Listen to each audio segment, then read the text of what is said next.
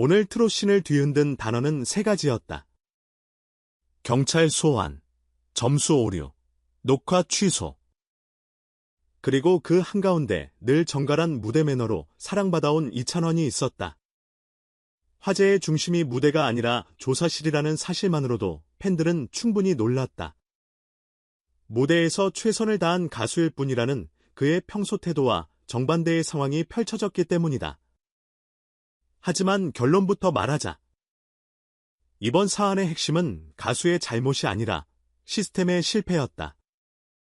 사건을 촉발한 건 SBS 음악 프로그램 더 트롯쇼의 순위 집계 오류였고, 경찰 소환 역시 피의자 신분이 아닌 참고인 조사였다. 사실관계 확인 차원의 절차였다는 점은 분명하다. 그럼에도 파장은 컸다. 예정된 녹화는 잇따라 취소되었고, 업계는 보상과 사과의 수위를 가늠하며 촉각을 곤두세웠다. 발단은 단순했다.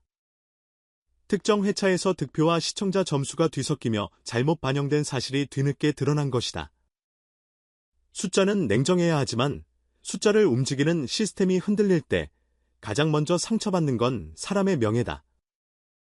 오류 그 자체보다 더 큰 문제는 그 오류가 특정 가수의 순위와 연결된 것처럼 보이게 만든 프레이밍이었다. 타임라인을 따라가 보면 이해가 쉽다.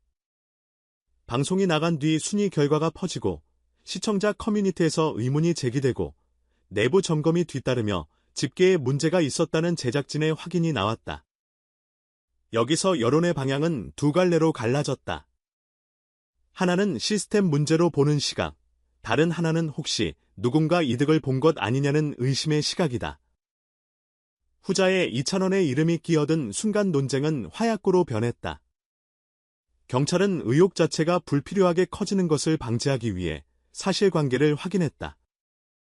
그 과정에서 이찬원은 참고인 자격으로 출석했다. 그는 침착하게 진술했고 입장은 일관됐다. 무대에서 노래하는 것 외엔 한 일이 없다. 이 말이 과장으로 들리지 않는 이유는 뻔하다. 그의 커리어는 꾸준함과 전공법으로 쌓아 올린 결과물이며 무대 외적 이슈에서 노이즈를 만들지 않는 걸로도 유명했기 때문이다. 그럼에도 방송 녹화는 연쇄적으로 취소되었다. 오해 소지를 줄이기 위해, 사태 추이를 지켜보기 위해 라는 주변 설명이 붙었지만 본질은 같다. 가수는 잘못이 없는데 가수가 일정을 잃었다. 그 공백의 비용은 누가 책임지는가라는 질문이 따라붙는다. 팬덤 사랑비는 즉각 반응했다.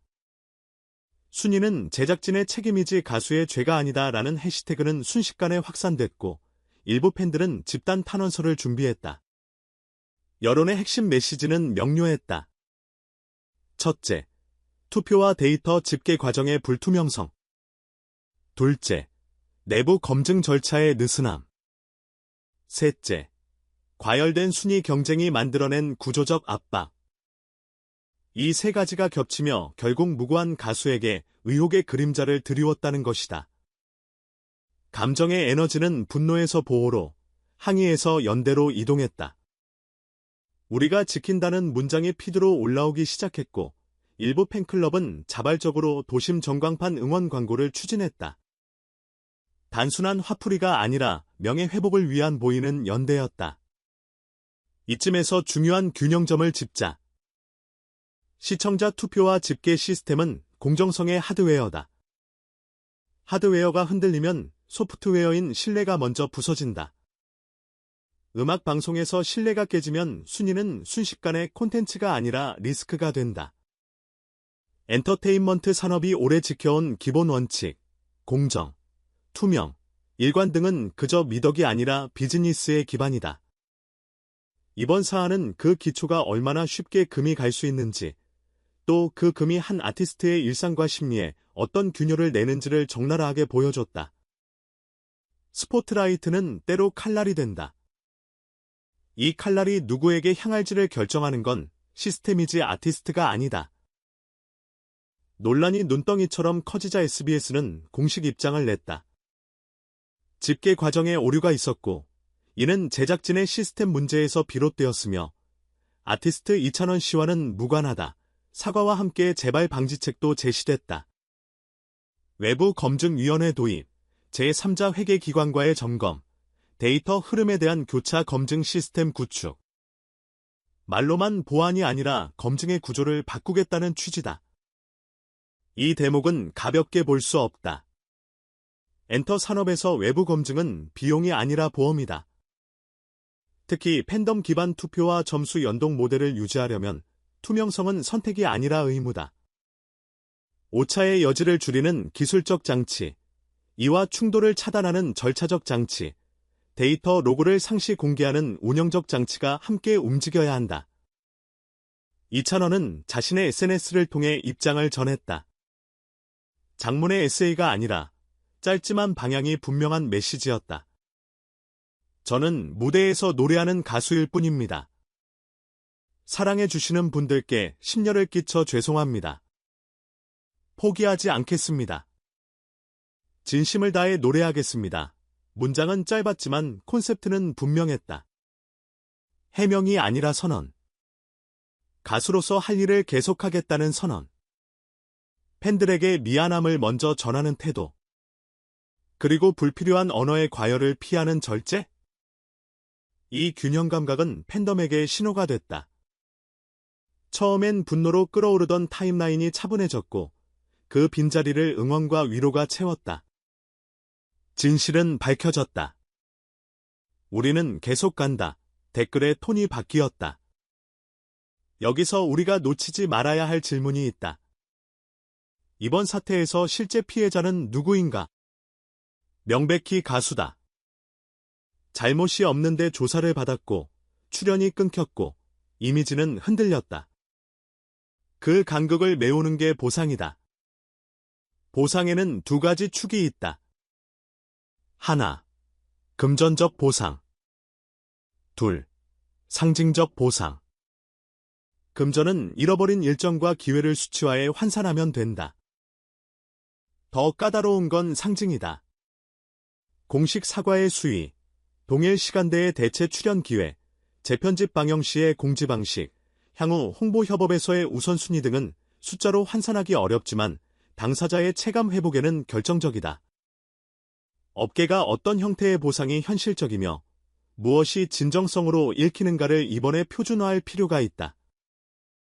그래야 다음 사건에서 기준이 된다. 한편으로 이번 논란은 우리에게 구체적 개선안을 요구한다. 첫째, 집계 전 구간 로그 공개.